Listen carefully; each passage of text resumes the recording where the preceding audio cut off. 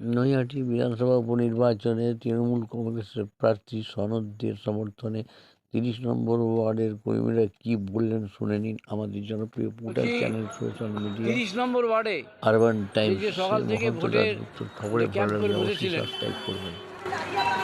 নৈহাটি বিধানসভা উপনির্বাচনের টিএমসি প্রার্থী সনদদের সমর্থনে এবং সনদকে জেতানোর সম্ভাবনায় সকাল থেকে আপনারা সময় দিয়েছেন।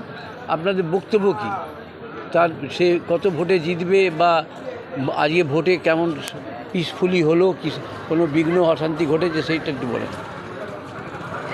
দেখুন, ৩০ নম্বর ওয়ার্ডে আমরা শুধু ক্যাম্প করে বসেছিলাম না, আমরা এখানে ম্যাক্সিমাম এজেন্ট ছিলাম, সনদদের নির্বাচনী এজেন্ট ছিলাম আমরা বুথে।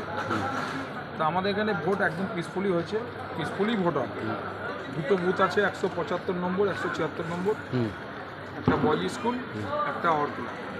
দুটো ভোটেই জানেন তো উপনির্বাচনে এমনি ভোট কম পড়ে, তাও মানুষকে আমরা বুথে আনতে পেরেছি। অ্যাভারেজ 65% ভোট করেছি। তা আমাদের যেরকম মার্জিন আমরা আশা করছি, স্কুটিনি রিপোর্ট আমরা জমা দিয়েছি, আমাদের মোটামুটি ভালোই লিড থাকবে। গতবার লোকসভাতে যা লিড পেয়েছি সেই লিডই আমাদের থাকবে, তার চেয়ে বেশি হতে পারে। কোনো বিঘ্ন বা না, কোনো বিঘ্ন নেই, একদম নির্বিঘ্নে ভোট হয়েছে, পিসফুল ভোট হয়েছে। মানুষ নিজের ভোট নিজে দিয়েছে, স্বতঃস্ফূর্ত ভোট দিয়েছে। বলছি যে তাও কত হাজার ভোটে জিততে পারে?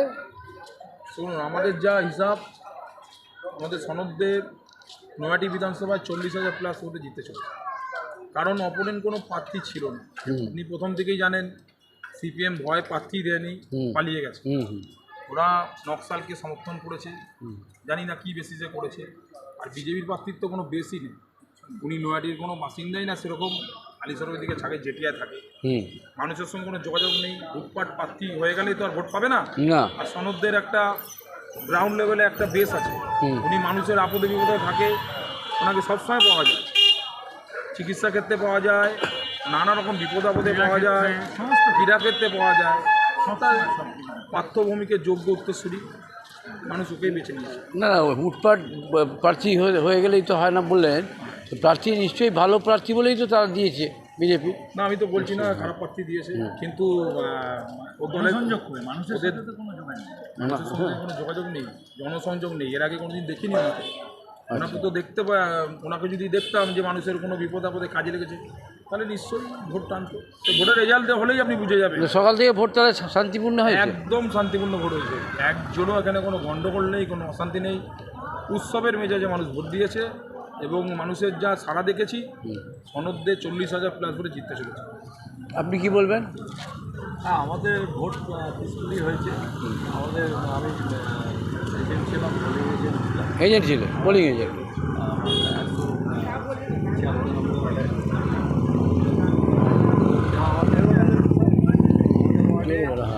টোটালটা ধরুন 600 ভোট লিড থাকবে এই দুটো পার্টিতে, 175 মোটামুটি আমাদের যা ইয়েতে আছে।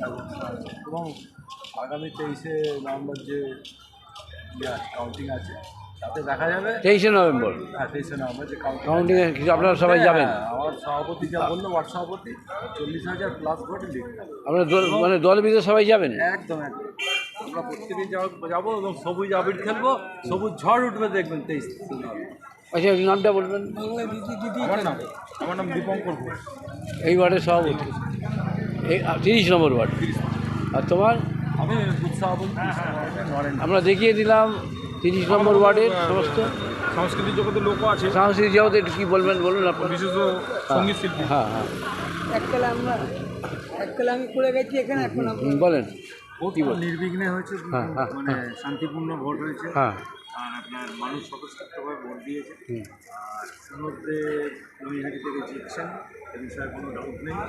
এবং মানুষের কাজ করেন উনি, সমস্ত ক্ষেত্রেই ওনাকে পাওয়া যায়, যখন ডাকি তখনই পাই। কাজের মানুষ, কাছের মানুষ মধ্যে, সেই হিসেবে উনি তো জিতছেনই। এবং বিরোধীরা যে বিরোধী অর্থে যে বলে বিরোধী, সেই আজকে কোনো তাদের কোনো ভূমিকা দেখলাম না। আজ কেন কোনো প্রচারেও দেখিনি বা কিছুতেই দেখিনি, আর আজকে তাদের কোনো ভূমিকাও নেই। তো মানুষ চাইছে যে সমাজটাকেই জিতিয়ে নিয়ে আসবেন এবং সনদে জিতছেন নৈহাটি বিধানসভা। বলছি সংস্কৃতি প্রেমী মানুষ বললেন আপনাকে, সংস্কৃতি জগতে কী নাম আপনার? কৃষ্ণেন্দু মুখার্জি কৃষ্ণজি মুখার্জি কিসের সাথে জড়িয়ে আছে? শিল্পী। সঙ্গীত শিল্পী। ঠিক আছে, ভালো থাকবেন।